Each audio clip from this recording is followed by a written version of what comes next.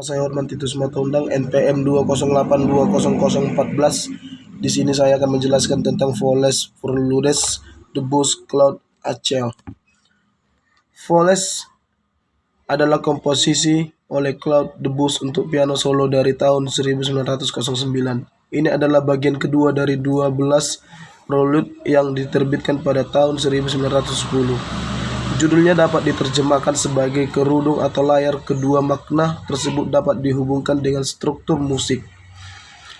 Kecuali untuk beberapa kromatik lokal ringan dan bagian pentatonik pendek, seluruh bagian menggunakan skala nada utuh.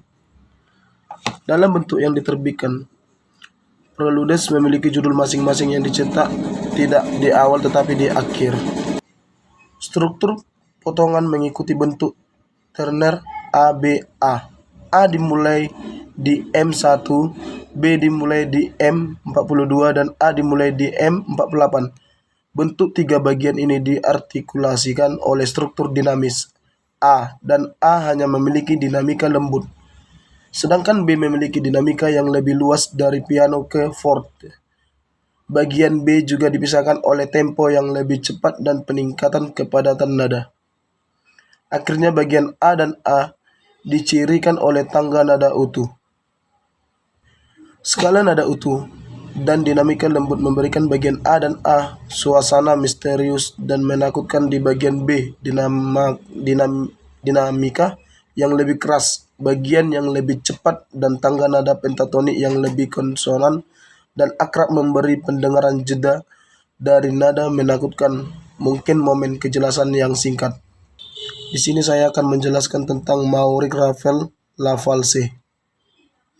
La Valse Pomme Chorégraphe pour Orchestre adalah sebuah karya yang ditulis oleh Maurice Ravel antara Februari 1919 dan 1920.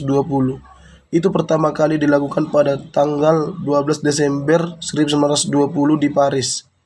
Itu dipahami sebagai balet, tetapi sekarang lebih sering terdengar sebagai karya konser. Karya tersebut digambarkan sebagai penghargaan untuk waltz. Dalam analisisnya tentang La Valse merangkum etos kerja. Ravel sendiri bagaimanapun menyangkal bahwa itu adalah refleksi dari Eropa pasca Perang Dunia I dengan mengatakan sementara beberapa menemukan upaya parodi, memang karikatur, yang lain pasti melihat sendiri tragis di dalamnya.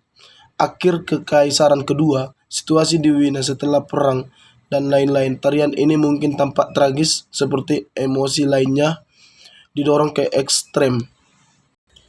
Dalam penghormatannya kepada Ravel setelah kematian komposer pada tahun 1937,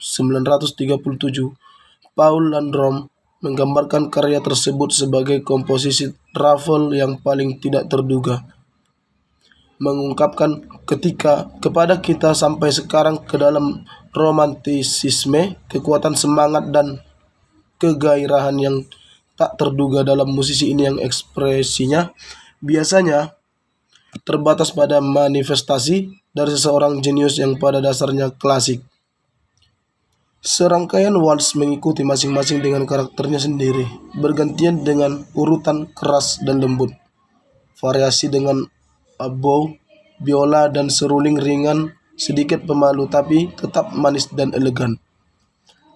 Letusan, tiupan, dan timpani yang berat memulai melodi yang penuh semangat dan angkuh berikutnya. Lagu ini dinyanyikan oleh biola saat simbal bertabrakan dengan tiupan kuningan terdengar tanpa malu-malu. Memasuki episode yang agak gelisah dengan biola dramatis disertai dengan tiupan kayu dewasa sebelum waktunya. Alat musik dan pizzicato menambah karakter potongan yang agak tidak menentu. Itu berakhir dengan lemah lembut dan canggung di bason. Biola lembut disertai dengan hiasan goyangan berwarna di cello dan glissando di harpa. Lagu itu sekali lagi diulang oleh tiupan angin. Saat berakhir, ia mulai melepaskan semacam klimaks ketika tiba-tiba terputus oleh seruling yang manis. Sekali lagi saat mendekati kesimpulannya, ia mencoba membangun ke klimaks tetapi turun sekali lagi ke kabut awal. Sekian penjelasan dari saya, terima kasih.